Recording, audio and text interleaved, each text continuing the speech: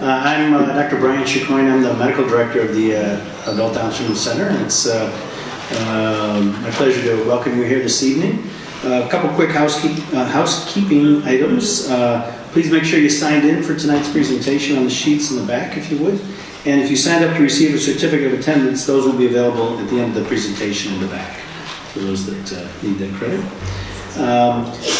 This evening, it's my pleasure to welcome tonight's presenter, Thessa Hilgenkamp.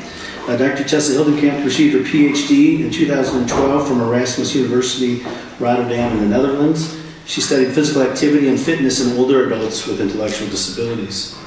She's been involved in several interventions to promote physical activity for individuals with intellectual disabilities, including Down syndrome. And she has published over 45 scientific papers on this topic. Currently, she's a research assistant professor in the Integrative Physiology Lab at the University of Illinois in Chicago. She has received funding from the National Institutes of Health to study exercise physiology in individuals with Down syndrome, with a focus on the regulation of blood pressure and blood flow in response to different activities. I had the pleasure of meeting Thessa this summer at the Down Syndrome Medical Interest Group National Conference, and I was very impressed with her poster on exercise and Down syndrome. And we started talking and wanted an opportunity to hear more about her work and invite you all to hear it as well. So it's my pleasure to introduce Dr. Hilgenkamp. Welcome.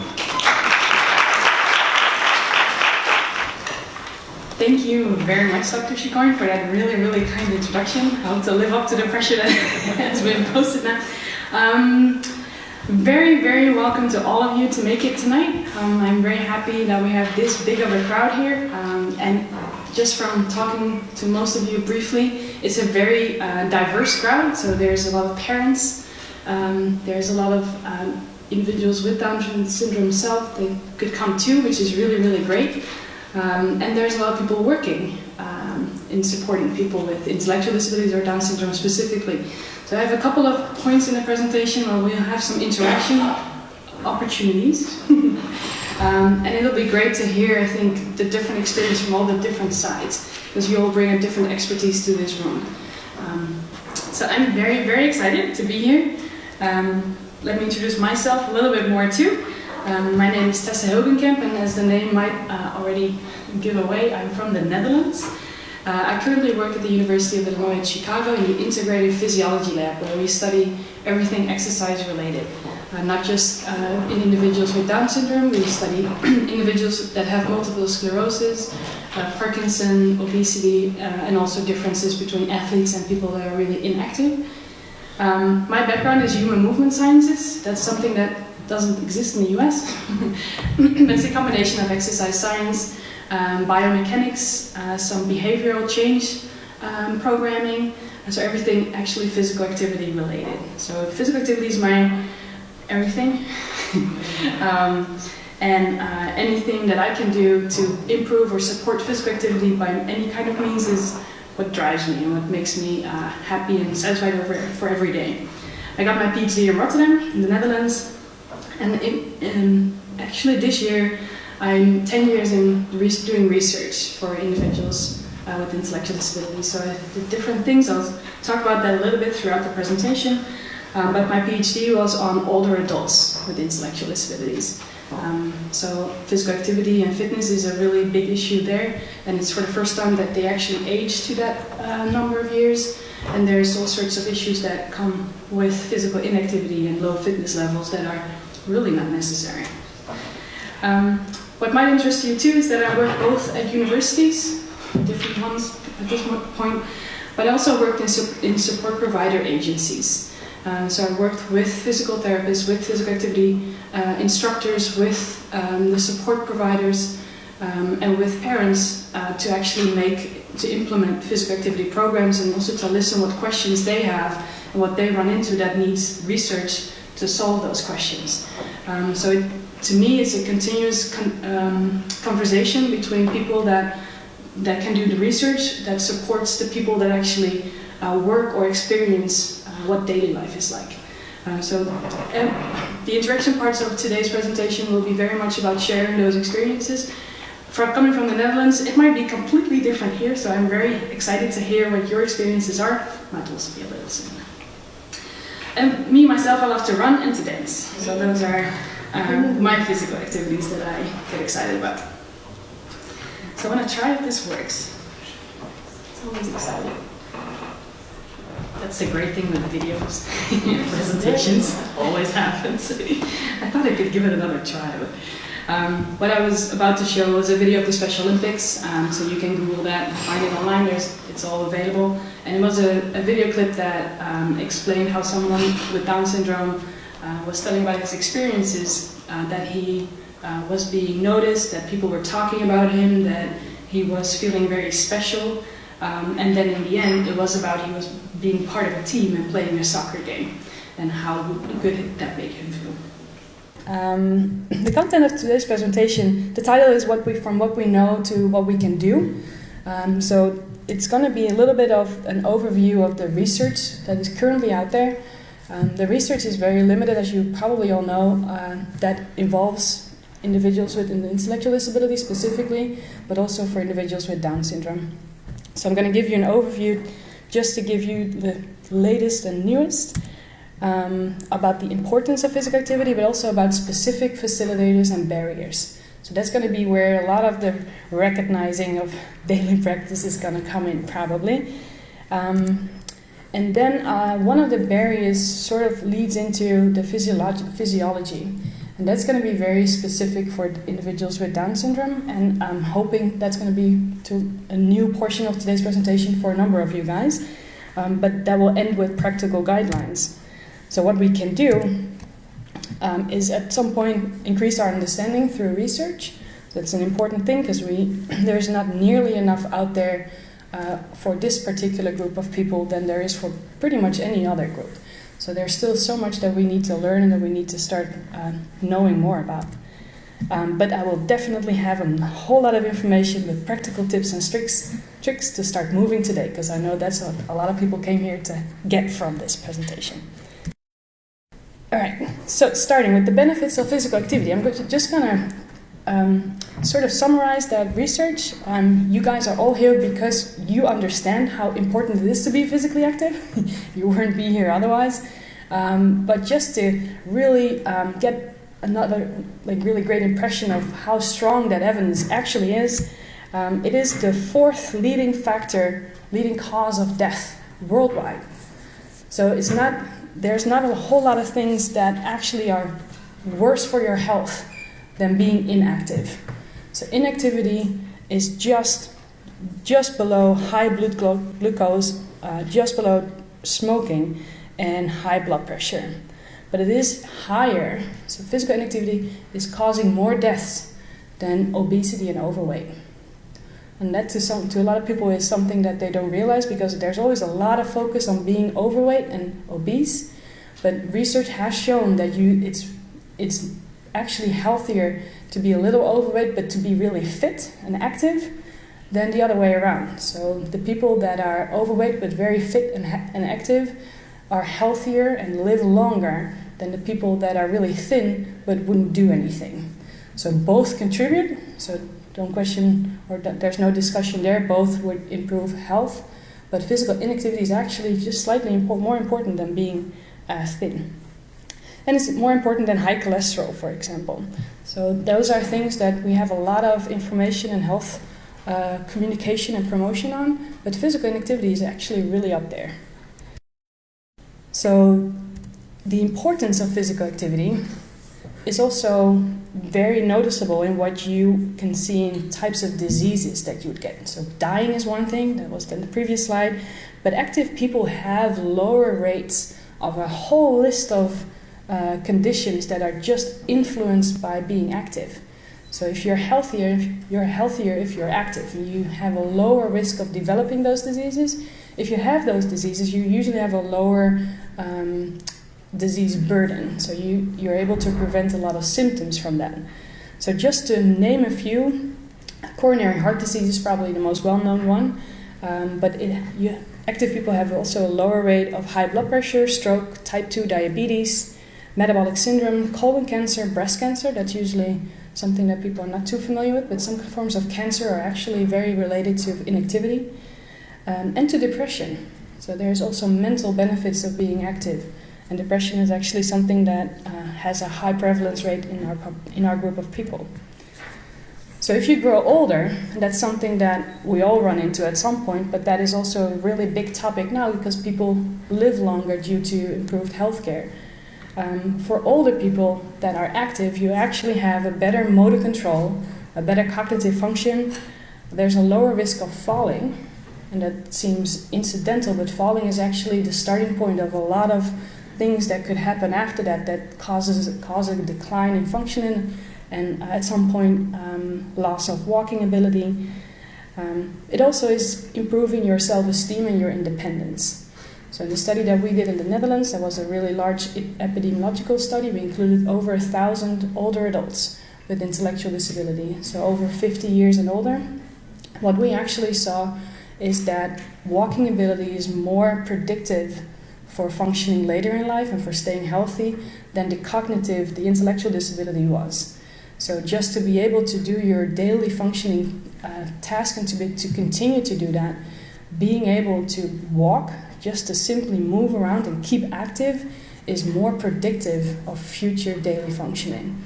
So a lot of people don't realize how important it is, and a lot of people think that the intellectual disability in itself causes all those difficulties with independence when people grow old, but actually the physical side of that needs a lot of attention too.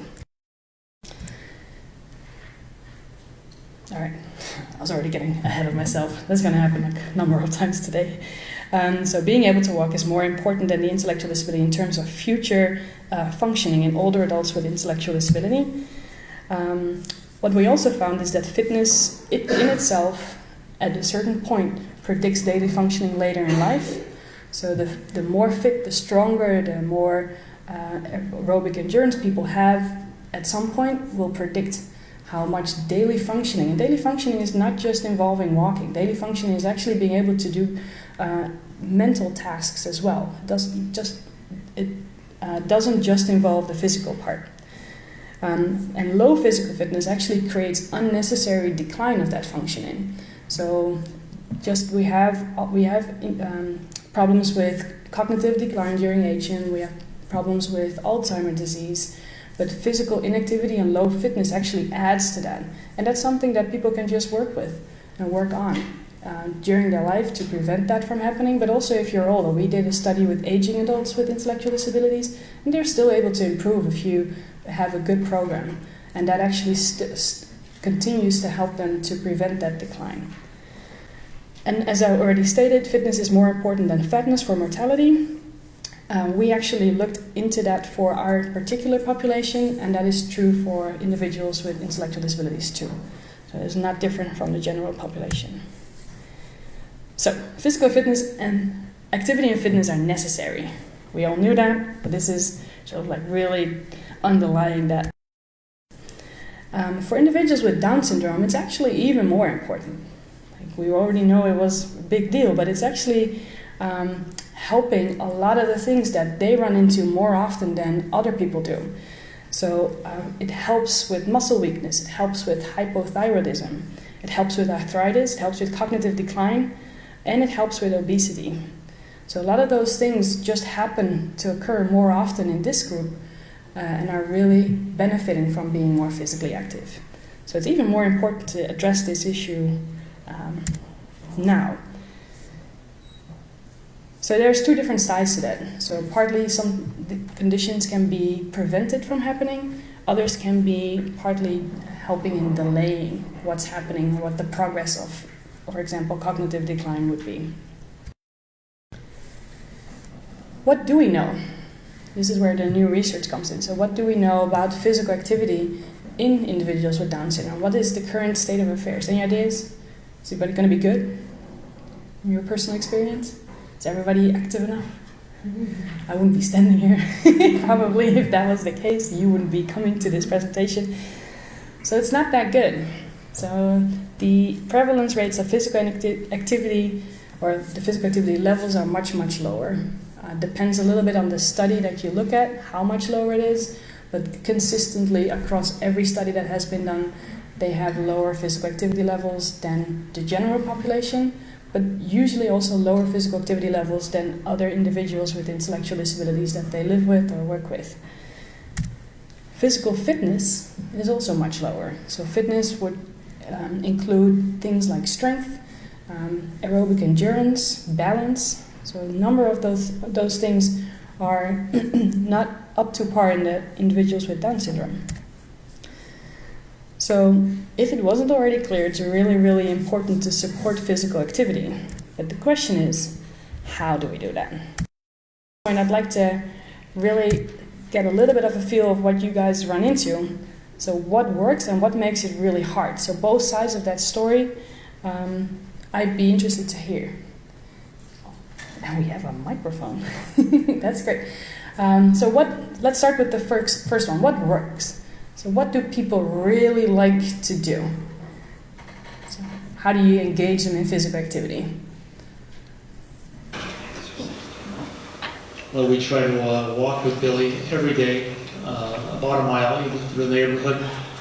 We go to one of the local parks and take some old bread, feed the geese and the ducks and whatever other critters are out there, just to get them out. And he really appreciates that. Whenever we say it's time to walk or it's time to go out, he will get up and do that, even though we may not necessarily want to take our turn. So we find that consistency helps. Yeah, that's a great comment.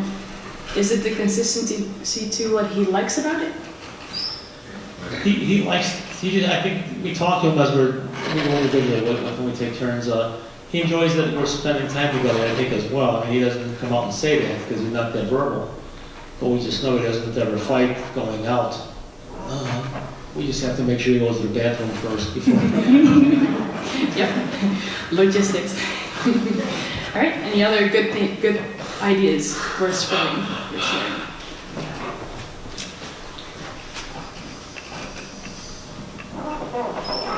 At our agency, we do a fitness club twice a month. We do split into oldies with Richard Simmons, and that seems to be pretty popular.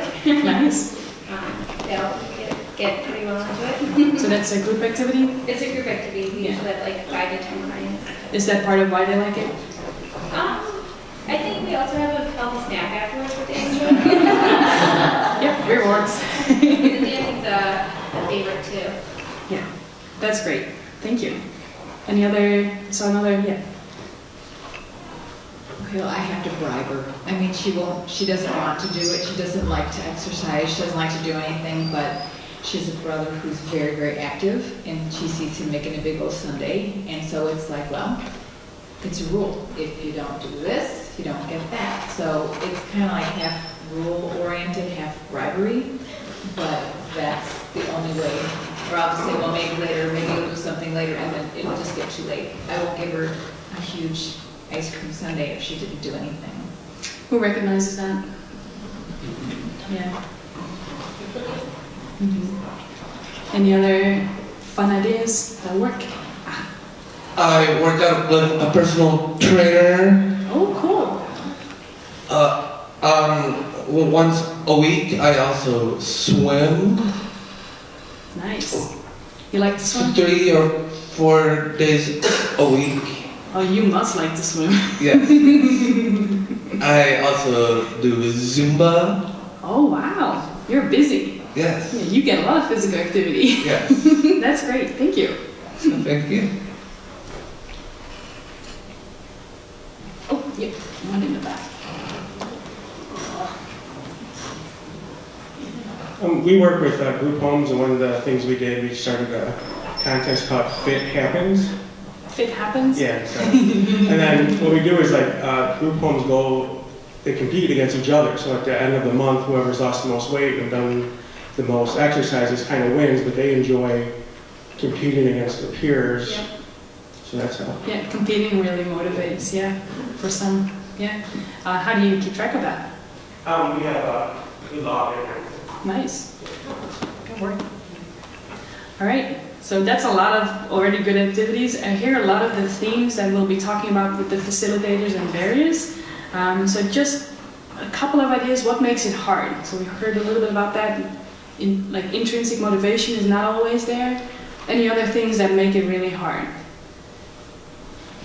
He has arthritis pretty bad, and occasionally it'll hurt. He's got problems like with his wrist on certain exercises or walking. Sometimes his foot hurts. So we've had some challenges there. So I try to, we do some exercises like even sitting down. Some lower impact exercises is what I'd be interested in learning to motivate him more so it doesn't hurt while he's Do doing you it. have access to someone that helps you with that too? Not at the moment, no. He goes to school still, so they have different things. But the arthritis flares up and It's a then very it comes specific. down, so we don't know. Yeah. Some days he's he took 30 pounds off and I did too at Weight Watchers. Oh, great. So now it's time to Congratulations. start, what does he say, build his guns? He wants to build his guns. So we gotta yeah. figure out a way to do that. And I know he's got core exercises that they gave us to do in the bed, which help a lot to motivate him in the morning when he does those core exercises before he gets out. His arthritis doesn't hurt. That's a as great much. idea. Yeah. Great. Any other things that people want to share about what makes it really hard? Or what you maybe not experienced yourself, but you've heard or run into?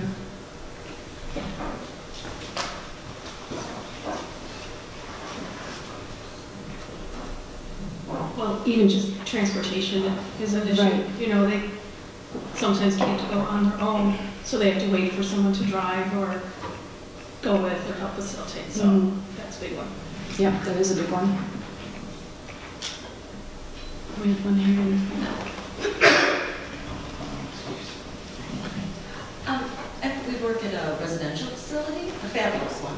And but what I see is that we're creating programming, but then there's not enough buy-in from the place where the resident, lives, their home, maybe their families. Thank you very much for going on walks. I love that. So there's not enough of that consistency and cohesiveness that, every part of your life needs the activity. Like, It's a whole system that you want to I get love the focused. system. Yeah. Yeah, we're about the system. Yeah. All right. Thank you very much for sharing those experiences. It's all very recognizable. It's very probably a lot of issues that people run into that relate to that are very common ground. Just to focus on what is not always what is different, but what is the same. So a lot of people really experience a lot of enjoyment with the physical activity and exercise. They have the ability to experience very successful experiences and feel very confident about what they do. It's a great opportunity to connect with others. I heard some experiences or some suggestions that we already heard about. So joining an activity with people, doing a group activity, learning to get to know new people, that's all part of what you can do with physical activity too. You get to be proud of what you've accomplished, proud of how far you've come, proud of what you're doing as a team. You get to be cheered for. So people applaud, people shout, people give you positive feedback, and it just generally feels good. So there's a lot of things that just are instantly rewarding when you start doing physical activity. And sometimes talking about all those health benefits is important and it's necessary, but we sometimes forget that's also just a lot of fun.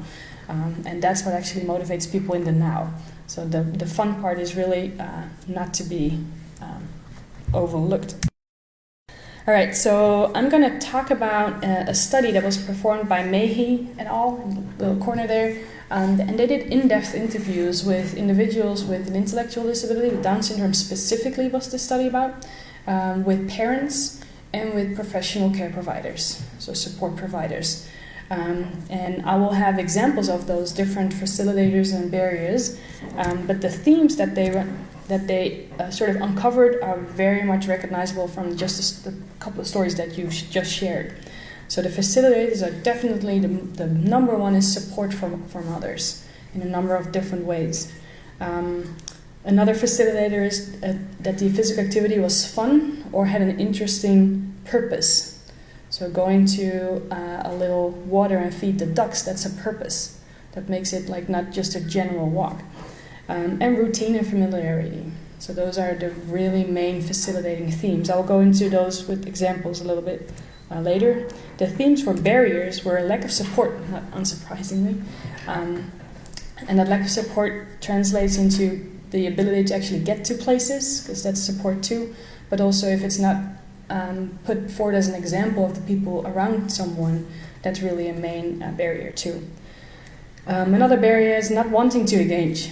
So just not having the motivation or not having any interest whatsoever in physical activity. It happens. It happens to all of us too. It seems to happen a little bit more in individuals with Down syndrome. Not in everyone, but in some.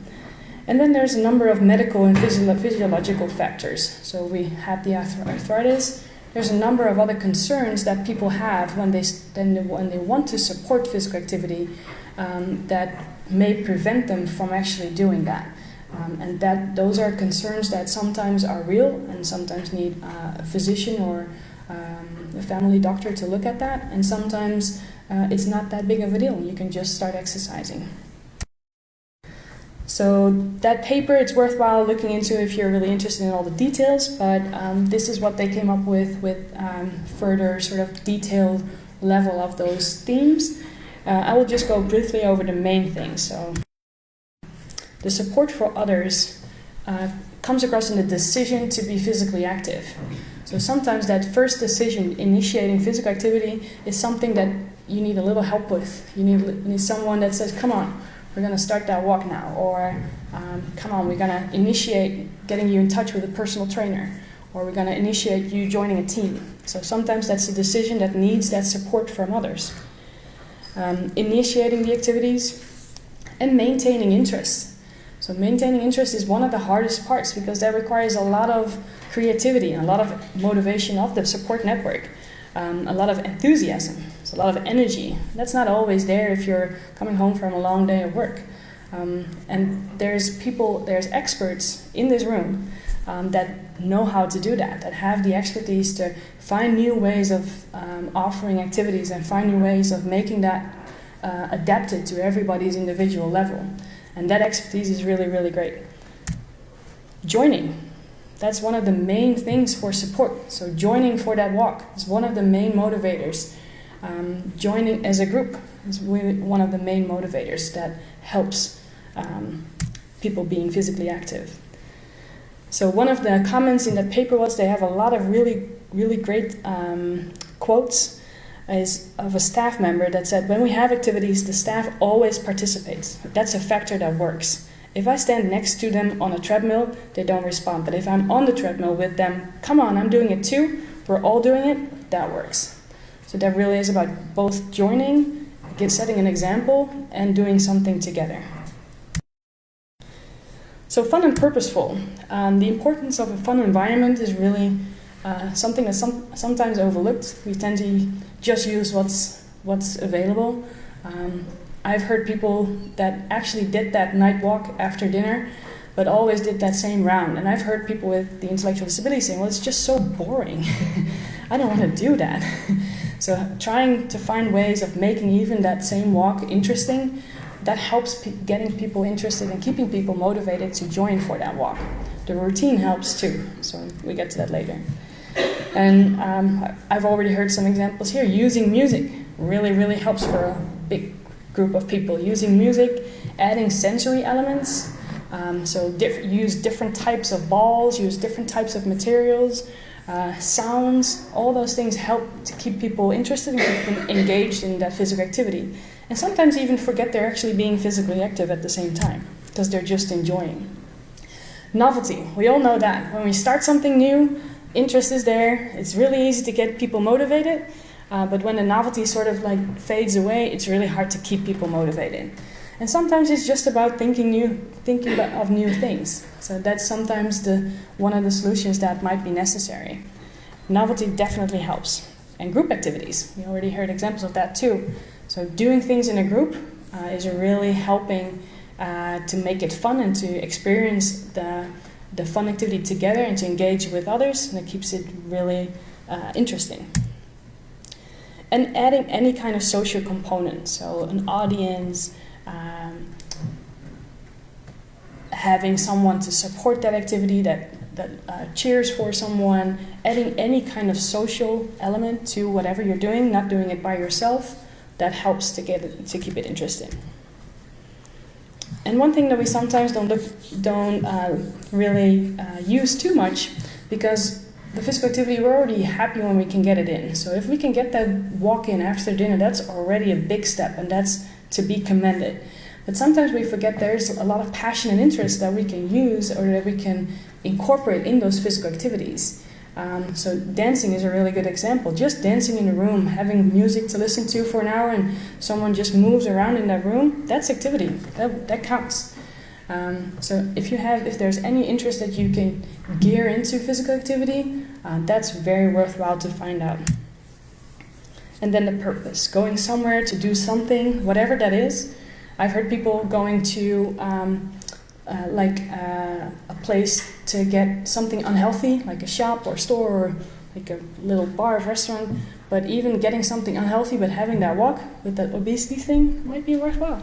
Might not be too bad if it works. And incentives, rewards, anything related to anything that people like to get.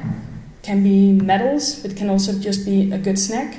Can be doing a favorite activity a little longer. Can be anything. There's a lot of creativity that you can use to find out what works and what is a good incentive for any person. And competition. So competition between individuals as group, that's even better because you're incorporating both the group aspect and the competition and rewards. So that's having it all. The competition works for a number of people. Not everybody is really into competition. That's the same as is true for us as well. So the rewards are part of that. So then examples and quotes from a staff member is, we just pump up the music, and for them it was just reinforcement. They were strutting and enjoying it. For an individual with Down syndrome, it was just about being a little bit funny. Make them laugh, make jokes, just fooling around. Or another quote, I go over there for bowling and invite some friends over, and I think that makes it much easier for me. So it's more about spending time with friends and enjoying that than the bowling activity, which is also physical activity. So it's almost like hiding sometimes the physical activity in something that is just a lot of fun to do. So making it part of daily routine is definitely something that helps. So then the barriers. I'm going to try to address the barriers with a positive solution every time. So the lack of support, that refers to the dependency in transportation and logistics. That is a big thing. A lot of people need someone to take them to places or need someone to do the physical activity with. And that someone is not always available, doesn't always have the time to do it, doesn't always have the energy to do it. So if you can find activities that help make that person more independent in doing that activity, like dancing, if you would need a place to go dancing, that is one solution. But if you can have your own iPhone or use your own music and dance in your room, that is maybe not as intense of an activity, but it is still an activity that someone can do by themselves. But it's about finding different ways of using that information for solutions. So a quote from a parent is, she's very willing to have a go at any activity, which is great, really great. I'm probably her biggest barrier to doing more, the truth be known. By the time I get home, it's like, forget it, I'm tired. But that's a very recognizable quote too. So it's, with all the great intentions that we have, it's just not always happening. And that's very, very understandable too. So the not wanting to do it is something that gets frequently mentioned. So that's something that is very much a topic to not just go over and ignore it. The lack of motivation, poor concentration and attention span is something that sometimes is in the way of doing physical activities.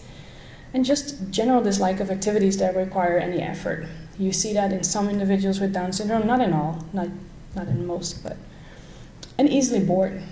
And bored can be a sign of not having enough information or sensory stimulus. It can also be a sign of doing too much. So people just tune out when it's getting too much. So a parent mentions, I'd say one of the main barriers is low motivation. Given a choice, he would rather sit in front of the telly all day. And then an individual with Down syndrome, quote, shares, Well, sometimes it gets just too much for yourself. It's certain things like in your head. Like I have to remember doing that. So you can see how an activity that requires some instructions and has like complicated interactions might actually just be a barrier to being physically active instead of actually helping. So it's about attuning that to the individual again. So then we have the medical and physiological issues. A lot of people are unsure if it's safe. A lot of people don't have access to professional advice on type of physical activity or programs. And some staff member mentions that the people that were really overweight, we needed them to go to the doctors for us to get the okay, because we really didn't know. That's probably very recognizable to a lot of people that work with this group. If we push this person, they really might have a heart attack, and we're not trained to understand that. So that's an issue that a lot of people worry, and that is in the way of actually getting that physical activity in. So other issues that were frequently mentioned was a general uncomfort and unpleasant body feelings, and bodily feelings that are unfamiliar and therefore scary.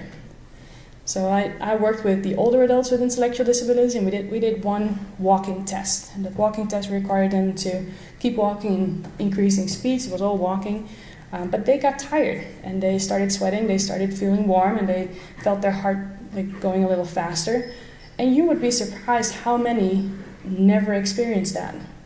They have never ever got to that level of intensity in the past decades. And that is, if you don't know those signals, if you're not aware of how your body works, and if you don't have any safe experience with that, that's actually quite kind of scary. Your heart starts racing, you feel hot, you start sweating, you're feeling all sorts of things that you're not used to feeling. That's really hard to understand. So sometimes it also requires some education about what physical activity does, or safe experiences to build with that. So those older adults came from an era that they probably didn't join a lot of schools and actual physical education programs. So hopefully that is a little better now, but we still might run into that. So I feel tired, I feel hot, that's a reason to stop. I stop doing exercise if I get aches or pains in my body. So everybody who is actually exercising themselves know that exercise sometimes hurts. If you start doing something that is a little bit more intense, it's not always all fun and pleasure and games. It might actually sometimes be a little hard, and you start exploring that. If you start training for something or start improving yourself, you start exploring that area and you get more comfortable doing that.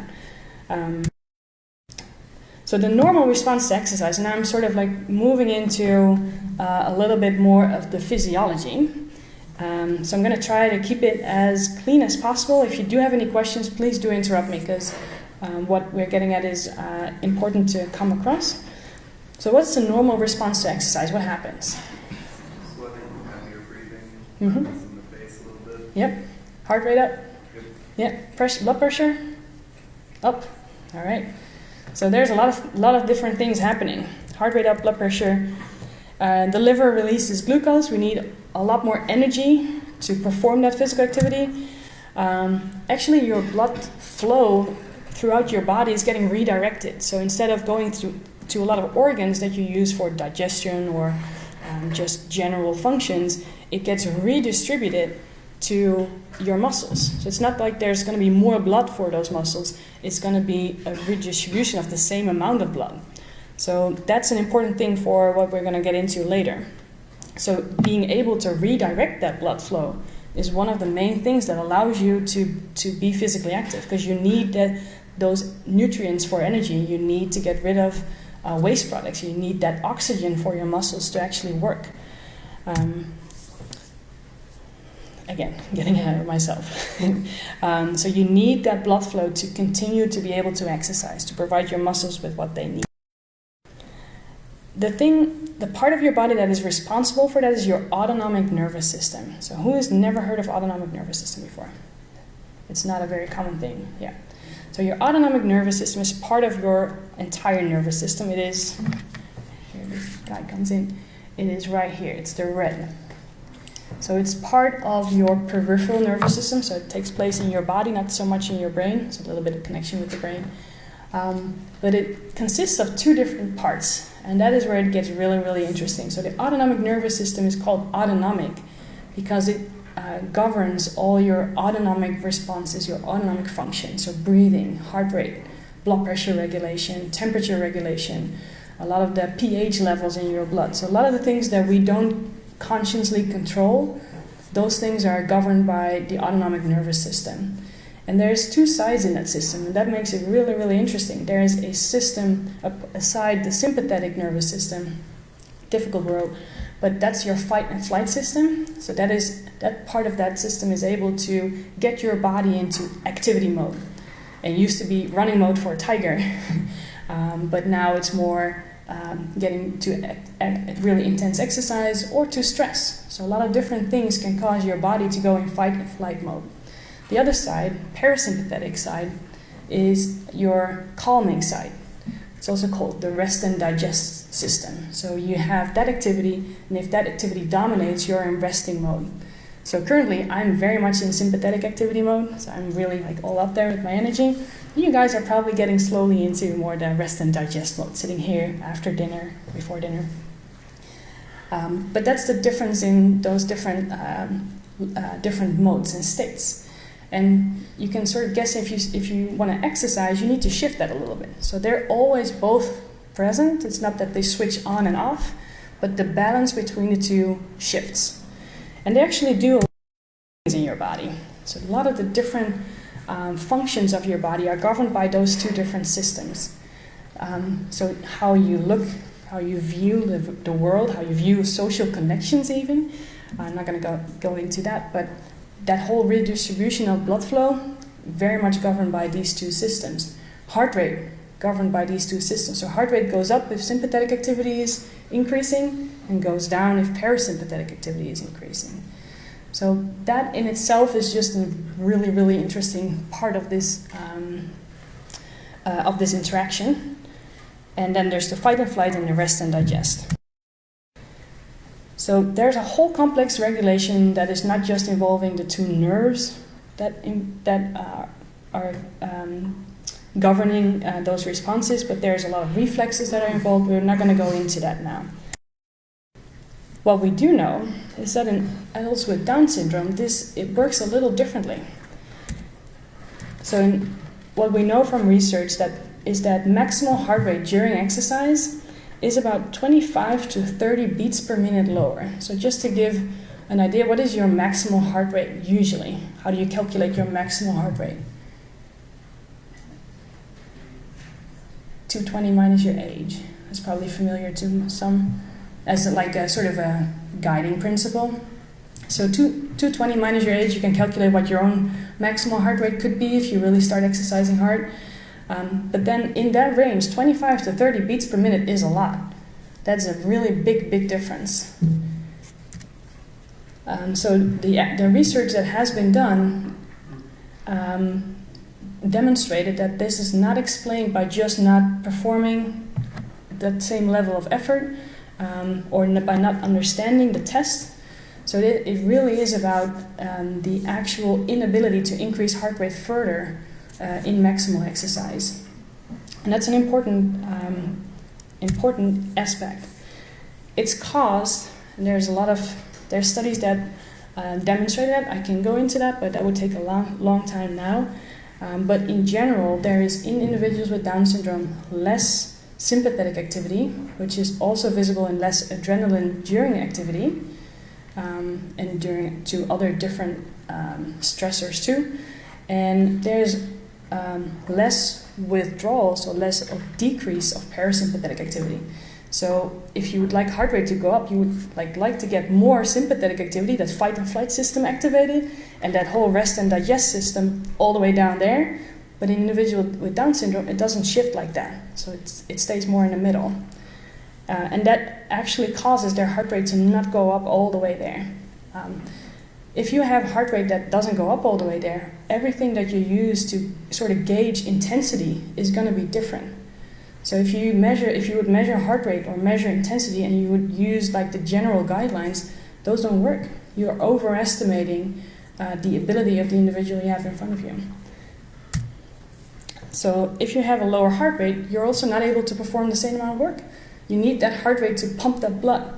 And if that's not circulating in that same amount of level, you're just simply not able to perform the same amount of work. So that's part of the reason why there's a lower aerobic capacity. And it has consequences. We have a Dutch word. Consequences. They sometimes slip in. So, for gauging intensity of every activity. So to us, that walk to the store might actually not look like much, might not be that hard. But for someone that's not able to get to that same maximum intensity, that might actually be a very moderate or intense activity in itself.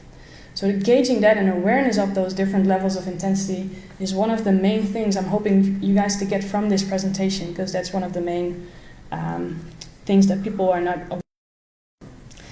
So a lot of different research has, I'm not going to go through all those, but what is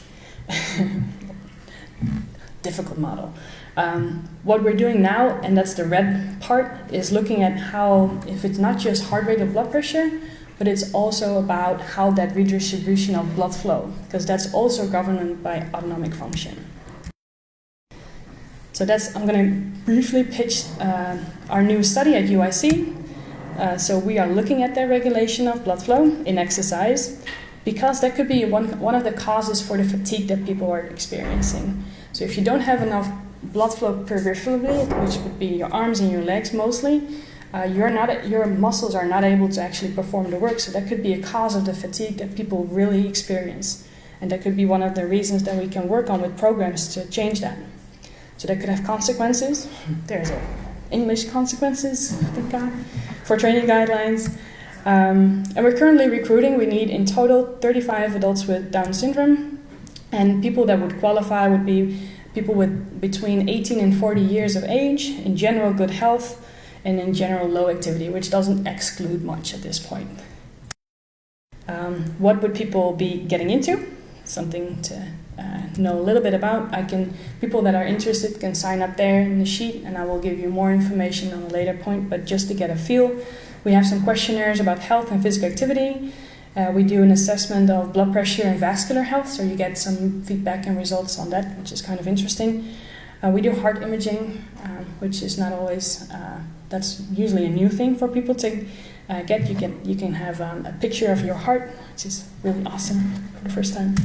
And what we do too is a DEXA scan. So we do a body composition scan that gives you really exact numbers of fat percentage, but also for bone mineral density.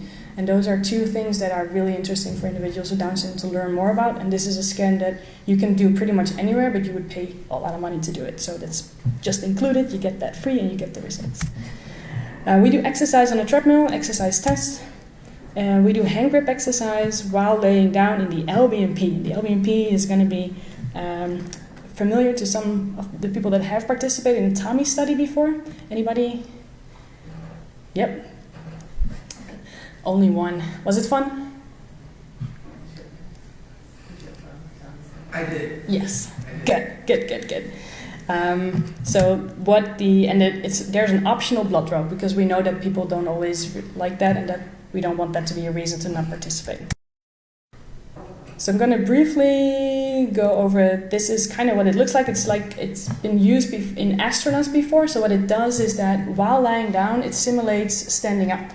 That's basically what it does. So while laying down, your lower body is in that chamber and gets sealed at the waist with one of those weightlifting belts. So you're nice and tight, and we can create a lower pressure in that chamber. So it's like standing up when your blood gets drawn to your legs for gravity.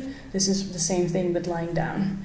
And your body, you feel little like standing up, you would feel a little difference, but it's a very mild stimulus. So what we do is minus 20 millimeter mercury. Standing up would be comparable with minus 40. So it's even less than standing up. But what your body needs to do in order to maintain your blood pressure is actually get everything constricted, so the blood gets pumped up back to your central area. So that's the response that we're looking at. So that regulation of blood flow is very much an easy way to do this, and it's a very accessible way of doing that. So I'm not going to go.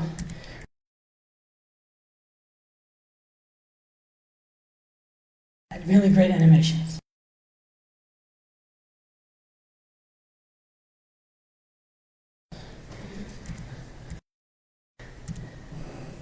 but I want to spend some time on what can we do. So this is a brief overview of the research.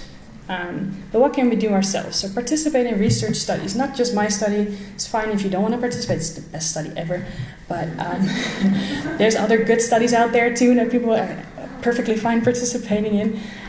But we really need, as a joint effort, we need to increase our knowledge because we are still very much unaware of a number of things that we need to know about in order to provide the right support and to provide others with information about that support. But then also what we can do is support physical activity. So it's time for some practical guidelines. So tips and tricks based on the facilitators that we've talked about before. You all, that's what I want to get started with. You all are of vital importance. It won't happen without you. There's a whole lot of different ways that you play a critical key role in supporting physical activity. So the fact that you're here is already really, really great. It's awesome. That means you're interested and you're very aware and involved in getting this to improve and getting tips and tricks. But I can give you the solution where it won't involve you. So it will always be involving support from others to get the activity done. So one facilitator is find a buddy, a team, a group activity, or join. Do the walking together, get on the treadmill together, do a game. There's a lot of really fun games that are not about physical activity but do involve activity. So that's kind of a way to not focus too much on the activity part, but just on the fun part. Add music, add dancing, add incentives, add rewards, add competition, anything that you can think of that would actually help and motivate a particular individual. It can be all of them, it can be one of them, it can be combinations of the two, and it can change over time. So don't get stuck with if something doesn't work the first time, but try to keep trying for new things. I will give you some resources at the end for that. Hide physical activity in daily tasks. So that's one thing that is really, really effective. Don't talk about physical activity. People get bored with physical activity all the time. We all know that we need to be more active, but we all don't always like doing that. But hiding it in just other tasks or other activities is a really strong way of getting that physical activity in. So helping to put away laundry, help with groceries, even going to the store, take out the trash, put dishes away, those are all chores. That's not the really favorite part. I couldn't come up with better examples when I was writing this, but these are actual examples that I've heard from people involved in working with individuals with intellectual disabilities that just really work. And doing the laundry together, like bringing it to different rooms or sorting it or folding it, that's all things that really count, that help, and that you're usually doing together too. So it's joining too. Think of active games to play as family or a group. So games are a really, really great way. And you can do those in-house. You don't always need like really nice weather. We have half of the year we have too high temperatures, and the other half it's too cold to do anything outside. So we really want to get some solutions for inside the house too. And games are a really great way of doing that. The purposefulness can be found in walks to a mail office or a coffee shop to have a drink. Anything that really motivates people and make it part of routine. Explore interests or passions. We talked about that briefly before. Don't give up if the after dinner walk doesn't work. So that's not the only solution that we want to get into. And create positive and successful experiences. So that's something else. If you get experiences that sort of reinforce that you're not able to do something, that is not fun, that you're getting laughed at, or people don't include you, those experiences are going to make you not excited about physical activities. So if you start creating positive experiences and giving positive feedback, it starts becoming a positive activity too. That's not always within our reach, but it's definitely something that we can actively focus on. So before I get into solving the barriers, any other tips that you come across that I didn't mention that you think, well, everybody needs to know this works so well? So it's a combination of a couple of the things that were on there, but I like to say, if you do this workout, I will let you pick music the entire time you're working out, and then they get to pick all all of the songs that are playing. That's a great incentive. Yeah. Yeah, that's combining music and an incentive and joining. That's great. That's a great solution. Get a dog, get a pet. Yeah. The interaction is very good and taking care of them Yep. and moving them around. I actually hesitated in putting it in there because a pet usually involves a lot of responsibilities too, and some people are struggle with that. But a pet or a dog really is a great help. Yep. Anything that I've missed? Yeah. We found that a Fitbit Right. is Oh, awesome for us because my daughter's very competitive and I have one and she has one. If I do 10,000 steps, she has to do 12. That's a good deal for you. It's awesome. Yeah, that's great. Yeah, Fitbit actually really works. That works for. It doesn't work for all of us. Like in everybody else, some people are really motivated by it, others are not. So that's where also the individual differences come in. But for some people, that really motivates a lot. Yeah, just to get that little celebratory sound at the end of the day. All right, those are great suggestions. So to solve those barriers that we've mentioned, it's hard. Some barriers are really hard to solve. So if there is a transportation issue, I can tell you to find something close by. You've already looked into that. That would have been the first thing that you would have looked into that. But if there's any ways that you can find alternative ways of doing that physical activity, like the dancing in-house or the pet for a walk, those are things that enable the individual to do it more independently. Those are really great solutions. What a really important thing is that often gets overlooked because of the enthusiasm is to adjust to individual starting level. So what we know is that they have lower physical activity, lower fitness. They don't start at the same level as what we would expect them to be able to do. And I say they and us because it's usually about something that we experience to sort of impose on the person that we're working with. And realizing that it's very different starting level, that we really need to tone it down and start at a really low level, is also necessary to create those positive experiences. If we overestimate those abilities, you're creating failure. And that's the last thing that you want to do with physical activity. So you really want to adjust to a starting level and get a good gauge of starting level. And professionals are really good at helping you with that. So if you have any access to a physical therapist, a physical activity instructor, anybody who has a fitness education, that person can help you, giving you good tips and advice for your particular question. Take small steps. That's another one of those things. Too fast, too much leads to fatigue, sometimes even injuries because people get really excited. They didn't have the strength to actually walk that far. They experience intensity different from what you may feel. So that's really important to realize. And it's also important to not judge that. So that I hear that a lot about people that may or may not be too involved in working with individuals with intellectual disabilities. But there's a lot of judgment of the public about like motivation and being lazy or being not like willing to do anything. But actually gearing towards that starting level and making really small increments is one of the best things that you can do to actually help them get those positive experiences in. Even if it is starting at a lower level, that's not a reason to not do it. So there's always ways of getting activities started. So even if you're at no activity whatsoever, if you get up once a night and walk a circle around your couch once a night, that's more than you did. And if you can, after 2 or 3 weeks, if you can make that 2 circles around your couch, that's improvement. And that's the small steps that sometimes are necessary to actually keep people motivated. So maybe a weird one, but I got a lot of inspiration for physical activity books, tips and tricks, programs for seniors in assisted living.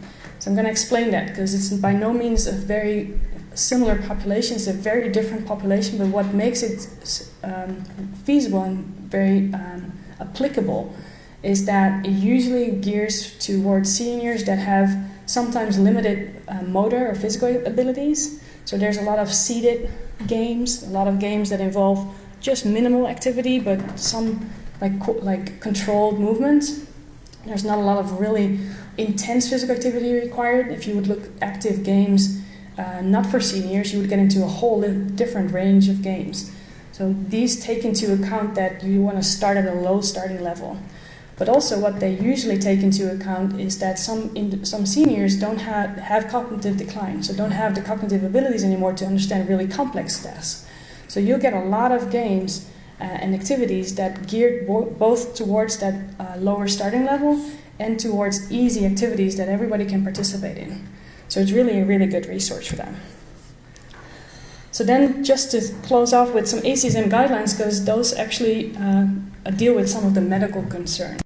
For contraindications, you can discuss some activities. So there's some activities that might be very specifically recommended or less recommended for individuals with Down syndrome. So ear infections and swimming are just two things that don't go together really well. Doesn't mean that nobody with Down syndrome can swim. That's completely not what I'm saying.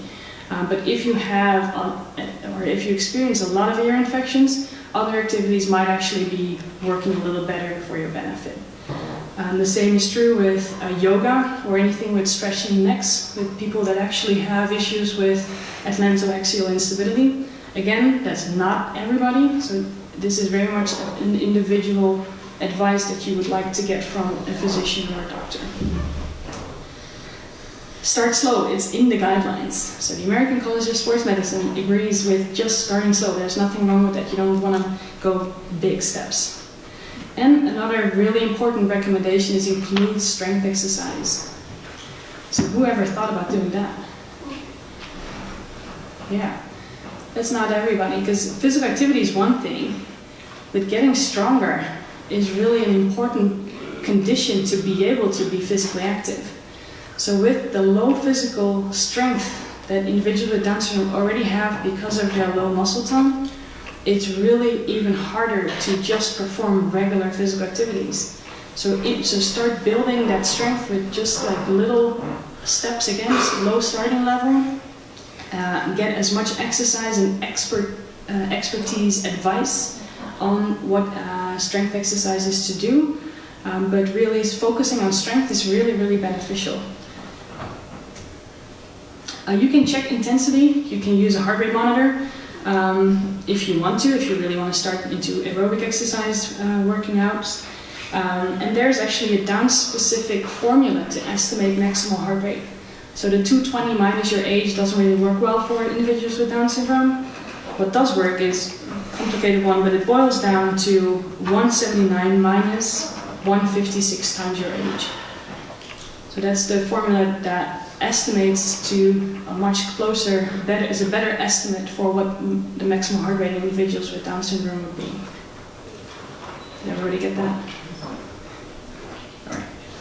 So another part of the guidelines is how to actually do that physical activity.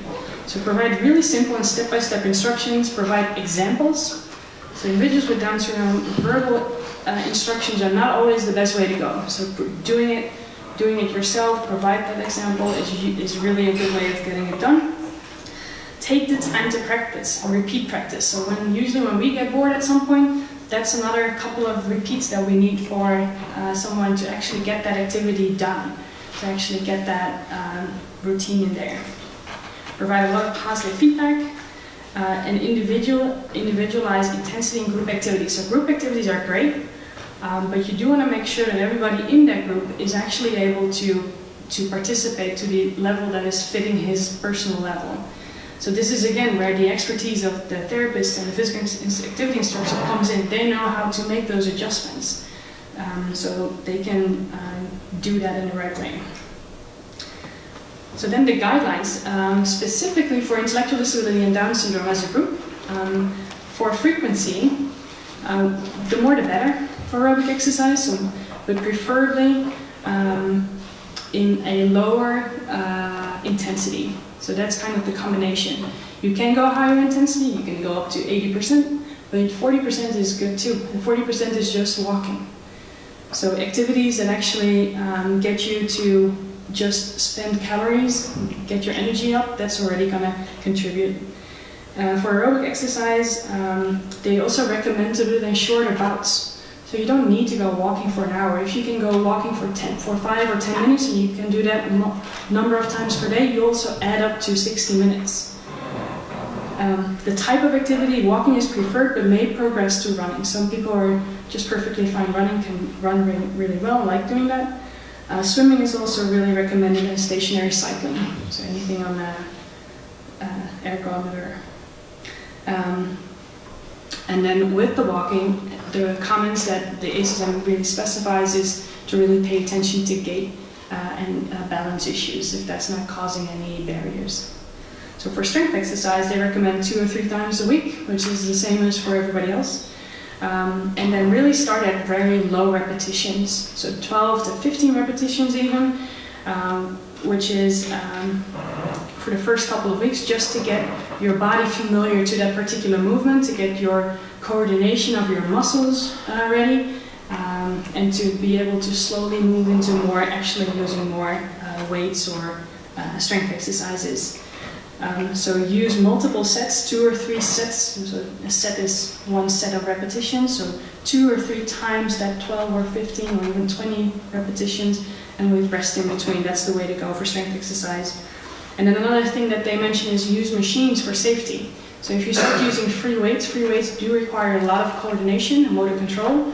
And if you specifically, if you start doing exercise, your body is still building that. So you don't want to start off with free weights because those are going to be all over the place. Machines are a safer way and a more guided way of getting started with strength exercise. And for this part, if you're really getting into actually strength exercise programs, you do want close supervision of someone who is trained to help you with that. So some inspiring examples and resources.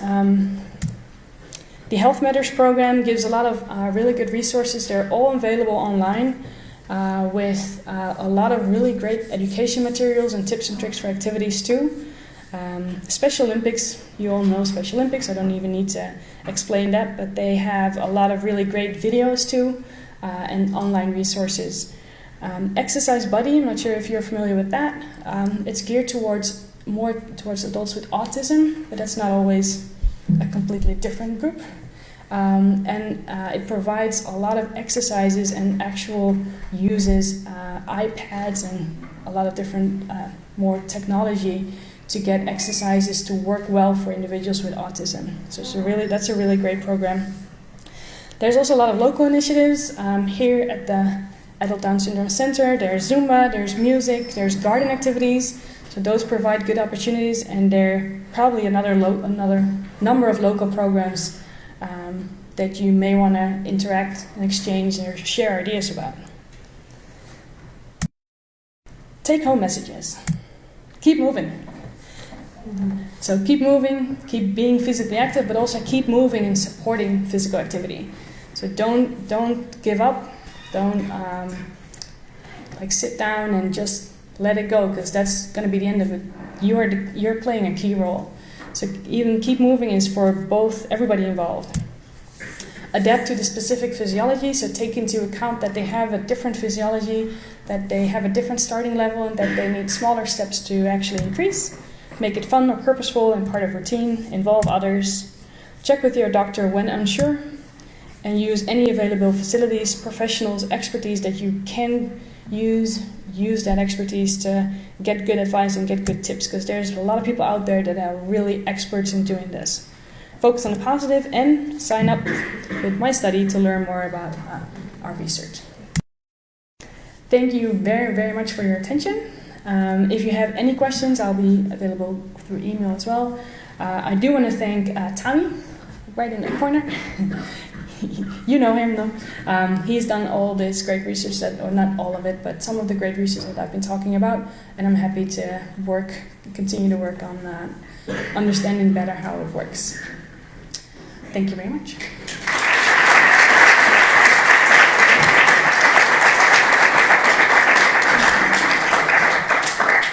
So any questions? Just to clarify, so the UIC study will be held at UIC, or would it be here? So the study involves equipment that we can move. So it'll be at UIC? It'll be at UIC. The other studies, I always like to go to places, because there's always room for a number of other tests that we used to do, physical, like fitness tests and stuff. But this particular study requires that equipment, yeah. Yep. All right. Yep. I have a question. Yes. Did you say that the study was for people that had lower physical activity to begin with, or people, like I don't know, my daughter probably has a little bit too high of a physical activity. I don't know, I'm not sure if I understood. Yeah, so we're looking for, not for the athletes, but usually there's not a lot of people we exclude based on that. So yeah, we can, if you're interested, we can talk about what she's actually doing and then see if that fits, yeah. Yeah.